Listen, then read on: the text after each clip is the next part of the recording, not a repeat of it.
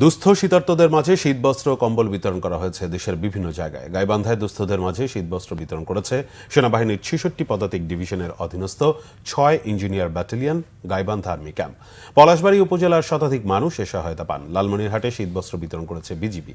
রংপুর রিজিয়নের sector commander colonel Sabbir Ahmed জেলার ৫ শতাধিক মানুষের মাঝে শীতবস্ত্র বিতরণ করেন।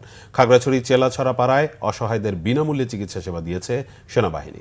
সকালে ২০৩ পদাতিক ব্রিগেড সদর দপ্তরের উদ্যোগে জেলার ৩০০ দুস্থ মানুষ এ সেবা পান। চাঁপাইনবাবগঞ্জে এনজিও ফেডারেশনের উদ্যোগে পৌর এলাকার আরামবাগ মহল্লার ৫ শতাধিক মানুষের মাঝে শীতবস্ত্র বিতরণ করা হয়েছে। এদিকে শহরের বিভিন্ন এলাকায় কম্বল বিতরণ করেছেন উপজেলা নির্বাহী কর্মকর্তা। বাগেরহাটেও গরম কাপড় বিতরণ করেছে জেলা পুলিশ।